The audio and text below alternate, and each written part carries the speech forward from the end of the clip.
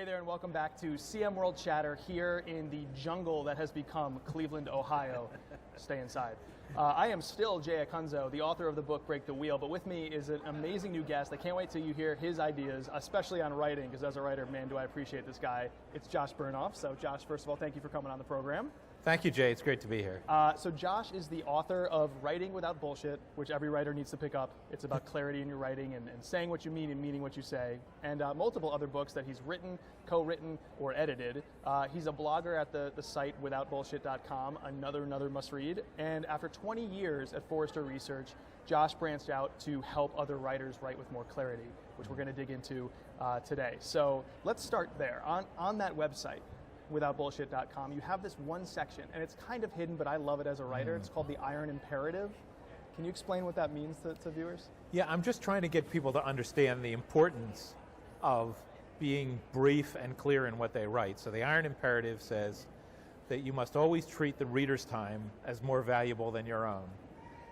It's a difficult thing because everybody's so busy, but the reason they're so busy is reading all the bullshit that everybody else is writing.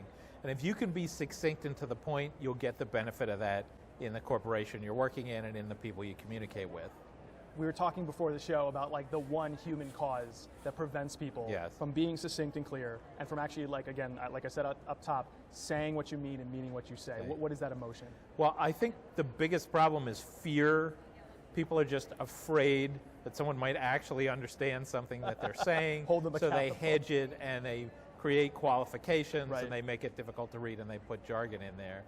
But as I've edited people more and more, what I've begun to realize is that it's also habit. We've been trained, we don't know the difference, and people just have forgotten how to express themselves in a clear and simple way. Right. I want to get this line right, but on Facebook, I think last week, you shared this amazing line from a manuscript that you were editing, which is, "It is important to get a grasp on its importance." That was an actual line that somebody wrote. Yes, well, that's a phrase in there. And this is a perfect example. I'm editing this book. It's about some fascinating concepts. I'd never work on something where the content wasn't interesting. But these writers just get in their way using words like importance and leverage over and over again. And if you just remove the meaningless words, what's left is actually quite useful. People just need to edit out this extra stuff because they're not taking enough time to realize what they're really trying to say. So I was an English literature major. I used to edit other writers both as a senior for freshman classes and as a senior editor of the paper. And I remember asking somebody, because my favorite English professor asked me this question, "Hey, this wasn't clear. What did you mean here?" And then the thing they speak is inevitably what they should have wrote, but they never did. I actually have a technique I call the 3 H's. So if someone says, "This is what I'm about," and you're like, "I don't understand that. What are you saying?" And then they say, No, it's this. And then after they say it again, you say, "I'm still not getting it." And then they get upset and they say, "No, this, that's it." And you're like, "Oh, well, that's what you should have written in the first place." One of the things we've talked about in the past together is your war against, as any good editor does, passive voice. And it's pretty rampant. Everybody seems to be guilty of it in one way or another. What is passive voice, and what should you say instead? So, in a passive voice sentence, the subject of the sentence is not the actor, but it's most easy to identify because you can put the words "by zombies" after the verb and it still makes sense. Okay, so we're going to identify passive voice with "by zombies" at the end. Right, so if I say the land must be developed for $26 million, who's developing it? The land must be developed by zombies. It's like, okay, it makes sense. And when you rewrite a passive voice sentence, you have to figure out who's doing it, right? Donald Trump's company will develop the land for $26 million. Now we know what you're talking about. Passive voice usually reflects some laziness on the part of the writer of saying, "I don't really know who's doing this," or "I don't want to talk about who's doing it." And for the reader, in the back of your mind, you're like, "What's happening? Who's doing things?" It's this sort of creepy thing that happens when you can't identify who's doing things. Well, that's what I'm so struck by with a lot of your writing, and it's not like, here are the grammatical laws. It's, here's a practical way to be clearer and thus deliver a message people can reflect on, understand, and act based upon.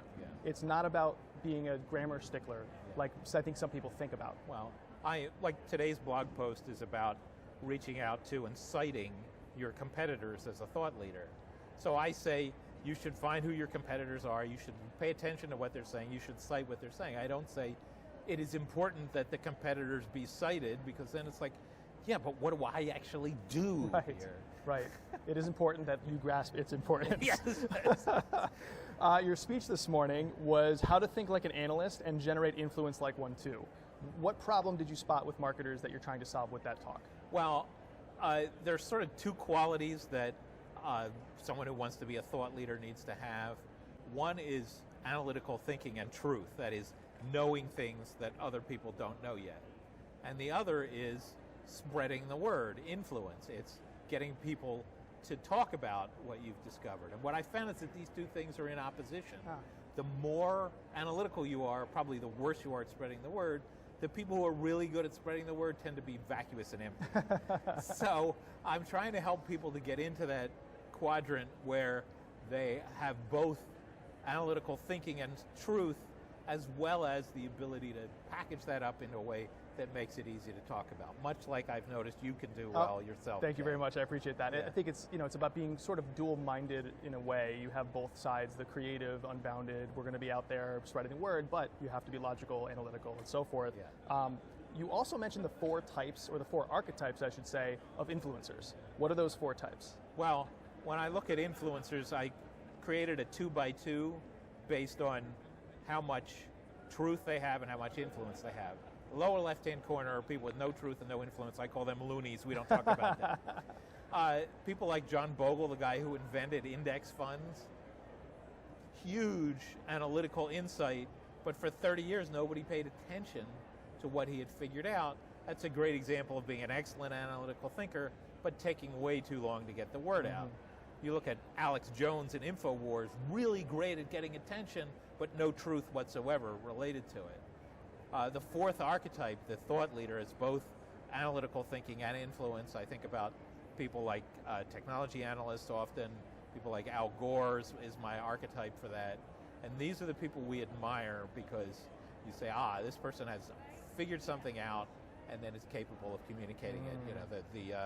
The Neil deGrasse Tysons of the world, right, that you think, that's actual truth and not bullshit this person's talking about. Interesting. Are there any actions that can help us?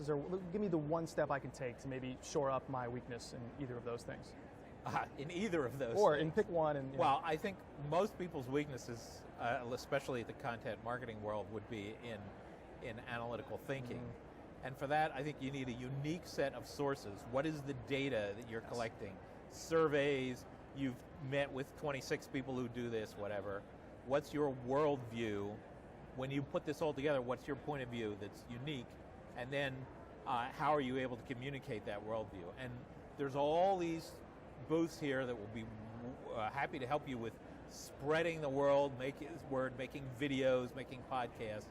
But the key is to actually have something to say, so it's worth listening to. Right. For Josh Bernoff, I am Jay Acunzo. This is CM World Chatter. I will be back in a few seconds where my guest will be another person. Thank you for tuning in. Go to withoutbullshit.com.